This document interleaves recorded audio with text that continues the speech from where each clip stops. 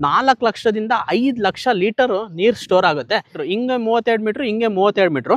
But ಆಳ ಏನು ಮಾಡಿದ್ದೀನಿ, ಗೌರ್ಮೆಂಟ್ ಅವರು 3 ಮೀಟ್ರ್ ಹೇಳಿದ್ರು, ನಾನು ಅದನ್ನು 6 ಮೀಟ್ರ್ ಮಾಡ್ಕೊಂಡಿದ್ದೀನಿ. ಈ ಕೃಷಿ ಹೊಂಡ ಮಾಡೋದಕ್ಕೆ ನನಗೆ ಸರ್ಕಾರದಿಂದ 75,000 ರೂಪಾಯಿ ಸಿಕ್ಕಿದೆ. ಒಂದು 5-5.5 ಎಕರೆಗೆ ಇದು ಬಳಕೆ ಆಗ್ತಿದೆ. ಅದು ಹೌದು, ತುಂಬಾ ಬಳಕೆ ಆಗುತ್ತೆ. ಅದನ್ನ ತುಂಬಿಸಿ ಆಲ್ರೆಡಿ 1-2 ತಿಂಗಳಾಯ್ತು.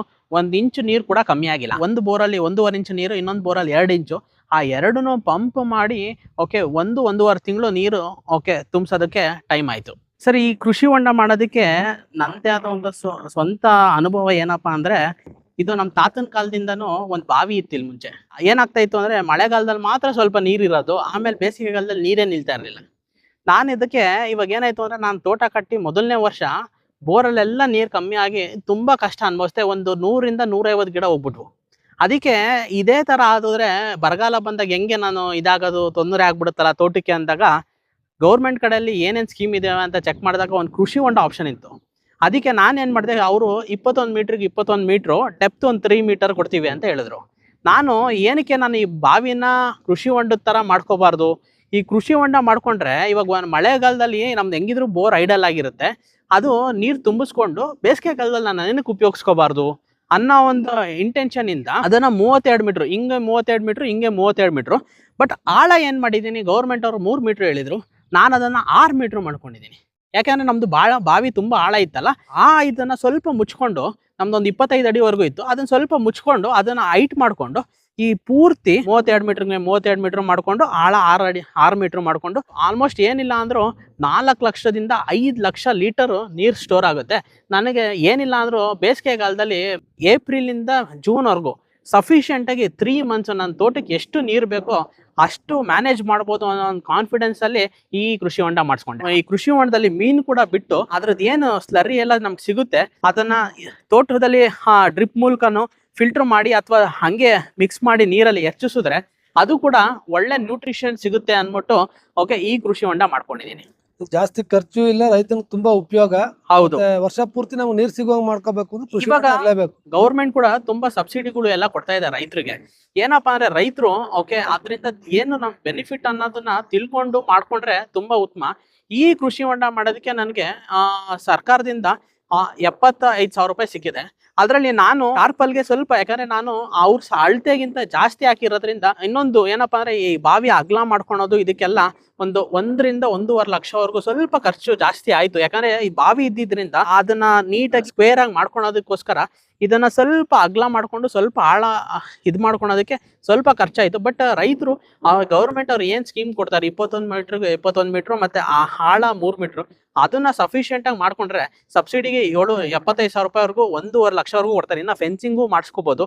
ಅದನ್ನೆಲ್ಲ ಮಾಡಿಸ್ಕೊಂಡ್ರೆ ರೈತರಿಗೆ ತುಂಬಾ ಅನುಕೂಲ ಆಗುತ್ತೆ. ಮಳೆ ಪ್ರಮಾಣ ಯಾವ ರೀತಿ ಇದೆ ಸರ್ ಈ ಭಾಗದಲ್ಲಿ? ನಮ್ದು ಮುಂಗಾರು ತುಂಬಾ ಕಮ್ಮಿ ಸರ್. ಓಕೆ, ಯಾವಾಗ್ಲೂ ಏನಾಗುತ್ತೆ ಅಂದ್ರೆ, ಈ ತುಮಕೂರು ಡಿಸ್ಟಿಕ್ ಅಲ್ಲಿ ಬರಪೀಡಿತ ರೀಜನ್ ಅಂದ್ರೆ ನಮ್ದು ಮಧುಗಿರಿ ತಾಲೂಕು. ತುಂಬಾ ನೀರಿನ ಅಭಾವ ಇರುತ್ತೆ. ಮಳೆಗಾಲದಲ್ಲೇ ನಮ್ಗೆ ಮುಂಗಾರು ಮಳೆ ಬರಲ್ಲ, ಬರೀ ಹಿಂಗಾರು ಮಾತ್ರ ಮಳೆ ಬರುತ್ತೆ. ಹಾಗಾಗಿ ನಾನೇನ್ ಮಾಡಿದೆ, ನಮ್ಗೆ ಓಕೆ ಸಸ್ಟೈನ್ ಆಗ್ಬೇಕಂದ್ರೆ ಈ ತೋಟ ನೀವೇನ್ ನೋಡಿದ್ರಿ, ಆ ಮಲೆನಾಡ್ ತರ ವಾತಾವರಣ ನಾನು ಕ್ರಿಯೇಟ್ ಮಾಡ್ಬೇಕಂದ್ರೆ ನೀರಿನ ವ್ಯವಸ್ಥೆ ತುಂಬಾ ಇಂಪಾರ್ಟೆಂಟ್. ಹಾಗಾಗಿ ಇದನ್ನ ನೀರನ್ನ ನೀಟಾಗಿ ಕೃಷಿ ಹೊಂಡ ಮಾಡ್ಕೊಂಡು ಉಪಯೋಗಿಸ್ಕೊಂತಾ ಇದೀನಿ. ಇವಾಗ ಉಪಯೋಗ ನಿಮ್ಗೆ ಪಡ್ಕೋತಾ ಇದೀರಿ. ಈಗ ಒಂದು 5-5.5 ಎಕರೆಗೆ ಇದು ಬಳಕೆ ಆಗ್ತಿದೆ. ಅದು ಹೌದು, ತುಂಬಾ ಬಳಕೆ ಆಗುತ್ತೆ. ಇವಾಗ ಈ ಕೃಷಿ ಹೊಂಡಕ್ಕೆ ಅವರು ಇದು ಕೊಡ್ತಾರೆ, ಜನರೇಟರ್, ಪಂಪ್ ಸೆಟ್. ಅದನ್ನ ನಾವೇನ್ ಮಾಡ್ತೀವಿ ಅಂದ್ರೆ, ಓಕೆ ನಮ್ಗೆ ಏನ್ ಅಲ್ಲೊಂದು ಪೈಪ್ ಲೈನ್ ಮಾಡ್ಕೊಂಡಿದೀನಿ, ಅದು ಯಾವಾಗ ಬೇಕು ಬೇಸಿಗೆಗಾಲದಲ್ಲಿ ಅದನ್ನ ನೀರನ್ನ ಸ್ವಲ್ಪ 1 ಲೀಟರ್ ಡೀಸೆಲ್ ಹಾಕೊಂಡ್ರೆ ಕಂಟಿನ್ಯೂಸ್ ಆಗಿ 3-4 ಅವರ್ ಹೊಡ್ಕೋಬಹುದು.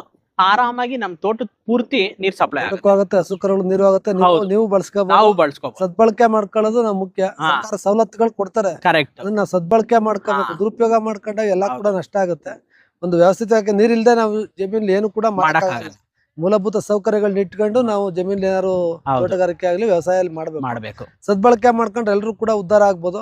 ದುರ್ಬಳಕೆ ಆದ್ರೆ ಎಲ್ಲ ಹಾಳಾಗ್ಬೋದು. ಸದ್ಬಳಕೆ ಮಾಡ್ಕೊಳಂಗ್ ಹೋಗ್ಬೇಕು. ನೀವು ಇದ್ರ ಮೀನ್ ಬೇರೆ ಬಿಡ್ತೀನಿ ಅಂತ ಹೇಳ್ತಾ ಇದ್ರಿ. 2-3 ತರ ಆದಾಯನ ನೀವು ಇದನ್ನ ನಿರೀಕ್ಷಣೆ ಮಾಡ್ತಾ ಇದ್ರಿ. ಗೊಬ್ಬರನು ಕೂಡ ಆದಾಯ ನಿರೀಕ್ಷಣೆ ಮಾಡ್ತಾ ಇದ್ರಿ. ಈಗ ಮೀನಿಂದ ಅದ್ರಲ್ಲೂ ಕೂಡ ಆದಾಯ ಮಾಡ್ತಾ ಇದ್ರಿ. ರೈತ ಸ್ವಾವಲಂಬಿ ಆಗಕ್ಕೆ ಇವೆಲ್ಲ ಒಂದೊಂದು ಅವಕಾಶಗಳಿದೆ. ಬಳಸ್ಕೊಂಡು ರೈತರು ನಾವು ಆರ್ಥಿಕವಾಗಿ ಸದೃಢ ಆದ್ರೆ ನಾವೆಲ್ಲ ಶ್ರೀಮಂತ. ವ್ಯವಸಾಯದಿಂದ ಬಿಟ್ಟು ಯಾರೋ ಹೋಗಿದ್ದಾರೆ, ಎಲ್ಲ ವಾಪಸ್ ವ್ಯವಸಾಯಕ್ಕೆ ಬರ್ಬೋದು. ಸಮಗ್ರ ಕೃಷಿ ಮಾಡಿದಾಗ ಅವ್ನ ಆದಾಯಕ್ಕೆ ಹೋಗ್ತದೆ. ಸರ್, ಈ ಕೃಷಿ ಹೊಂಡ ಓಕೆ ನಾವ್ ಯಾವ ತರ ಮೇಂಟೈನ್ ಮಾಡ್ತೀವಿ ಅನ್ನೋದ್ರ ಮೇಲೆ ಇದ್ರ ಬಳಕೆ ಮತ್ತೆ ಇದ್ರದ್ದೆಲ್ಲ ಯೂಸ್ಫುಲ್ ಇರುತ್ತೆ. ಏನಪ್ಪಾ ಅಂದ್ರೆ ಈ ಟಾರ್ಪಲ್ಗೆ ನಾವೇನು ಇವಾಗ ಗೌರ್ಮೆಂಟ್ ಮೂಲಕ ತಗೊಂತೀವಿ, ಇವಾಗ ನಾನ್ ತಗೊಂಡಿರೋದು 500 GSM ಅಂತ ಹೇಳ್ತಾರೆ. ಈ 500 GSMಗೆ 5 ವರ್ಷ ಅವ್ರ ಕಡೆಯಿಂದಾನೇ ವ್ಯಾರಂಟಿ ಕೊಡ್ತಾರೆ. ಏನಪ್ಪಾ ಅಂದ್ರೆ ಇಲಿಗಳು ಈ ತರದ್ದು ಯಜ್ಞ ಈ ತರದ್ದೆಲ್ಲ ಸ್ವಲ್ಪ ತಿನ್ನೋ ಚಾನ್ಸಸ್ ಇರುತ್ತೆ. ಬಟ್ ನಾವು ನೋಡ್ತಾ ಇರಬೇಕು. ಓಕೆ, ಏನಂದ್ರೆ ಬಿಸಿಲು ಕೂಡ ಇದು ಜಾಸ್ತಿ ಎಕ್ಸ್ಪೋಸ್ ಆಗಬಾರ್ದು. ಆ ತರ ಮೇಂಟೈನ್ ಮಾಡಿದಾಗ ಮಿನಿಮಮ್ ಅಂದ್ರೂ 10ರಿಂದ 15 ವರ್ಷ ಆರಾಮಾಗಿ ಬರುತ್ತೆ. ಯಾಕಂದ್ರೆ ನಾನು ಈ ಕೃಷಿ ಹೊಂಡ ಮಾಡೋಕ್ಕಿಂತ ಮುಂಚೆ ತುಂಬಾ ರೈತರು ಮಾಡ್ಕೊಂಡಿದ್ರು. ಓಕೆ, ಯಾಕಂದ್ರೆ ಮುಂಚೆನೂ ಈ ಸ್ಕೀಮ್ ಇತ್ತು ತುಂಬಾ ವರ್ಷದಿಂದ. ಅವಾಗ ಅವರು ಯೂಸ್ ಮಾಡ್ಕೊಂಡಿದ್ರು. 10 ವರ್ಷ ಮಿನಿಮಮ್ ಅವ್ರದ್ದು ಟಾರ್ಪಲ್ಗಳು ಏನು ಕೂಡ ಆಗಿರಲಿಲ್ಲ. ಹಾಗಾಗಿ ನನಗೂ ಒಂದು ಕಾನ್ಫಿಡೆನ್ಸ್ ಸಿಕ್ತು. ನಾನು ಈ ತರ ಒಂದು ಮಾಡ್ಕೊಂಡ್ರೆ ಮಿನಿಮಮ್ ಅಂದ್ರೂ 10ರಿಂದ 15 ವರ್ಷಕ್ಕೆ ಏನೂ ಇದಿಲ್ಲ.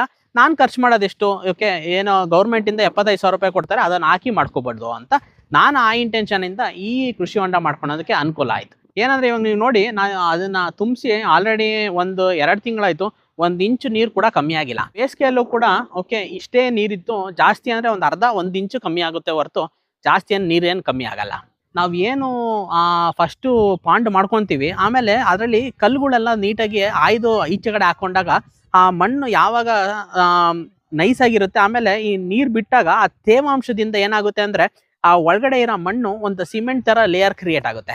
ಅದು ತುಂಬ ಗಟ್ಟಿಯಾಗಿ ವಾಲ್ ಆಗಿ ಆ್ಯಕ್ಟ್ ಮಾಡುತ್ತೆ. ಆವಾಗ ಟಾರ್ಪಲ್ ಅರ್ಧೋಗ್ದಲ್ಲೇ ಇರೋ ಥರ ಅದು ಕೂಡ ಸಪೋರ್ಟ್ ಮಾಡುತ್ತೆ. ಹಾಗಾಗಿ ನಾನೇನು ಮಾಡಿದ್ದೆ ಅಂದರೆ, ಯಾವಾಗ ಈ JCBಯಲ್ಲಿ ಬಾವಿನ ನೀಟಾಗಿ ಸ್ಕ್ವೇರ್ ಆಗಿ ಮಾಡಿಕೊಂಡೆ, ಆವಾಗ ಕಲ್ಲುಗಳೆಲ್ಲ ನೀಟಾಗಿ ತಪ್ಪು ಮಣ್ಣಿನ ಎಂಟೆ ಆಗಿರ್ಬೋದು, ಕಲ್ಲುಗಳಾಗಿರ್ಬೋದು, ನೀಟಾಗಿ ಆಯಿಸ್ಬಿಟ್ಟು ಮಣ್ಣನ್ನ ನೀಟಾಗಿ ಸಾಫ್ಟಾಗಿ ಇದು ಮಾಡಿಸ್ಕೊಂಡು ಆಮೇಲೆ ಟಾರ್ಪಲ್ ಹಾಕ್ಸ್ದೆ. ಈ ಕೃಷಿ ಹೊಂಡಕ್ಕೆ ನಾನು ನೀರು ತುಂಬಕ್ಕೆ 1 ತಿಂಗಳು 10 ದಿವಸ ತೊಗೊಂಡಿದ್ದೀನಿ.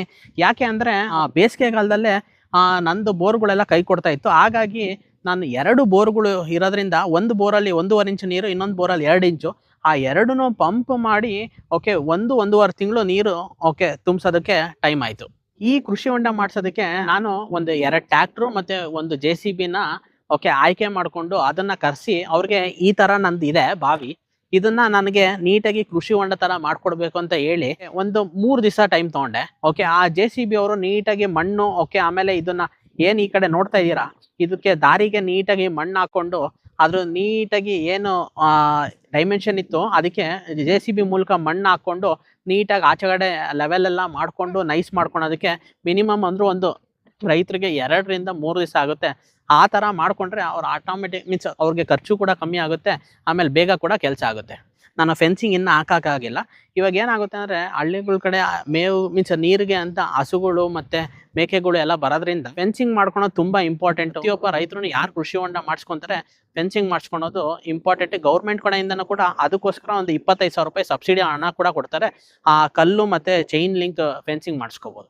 ಸರ್, ಈ ಕೃಷಿ ಹೊಂಡಕ್ಕೆ ನಾನು ಫಿಶರೀಸ್ ಡಿಪಾರ್ಟ್ಮೆಂಟಲ್ಲಿ ಅರ್ಜಿ ಹಾಕಿದ್ದೀನಿ. ಅಲ್ಲಿ 3 ಥರದ ಮೀನುಗಳು ಕೊಡ್ತಾರೆ. ಓಕೆ, ಗೌರಿ, ಕಾಟ್ಲಾ ಮತ್ತು ರಾಹು ಅಂತ. ಓಕೆ, ಸೊ ಆ ಮೀನನ್ನು ಬಿಡೋದ್ರಿಂದ ನಮಗೆ ಅದರಿಂದನೂ ಕೂಡ ಆದಾಯ ಸಿಗುತ್ತೆ.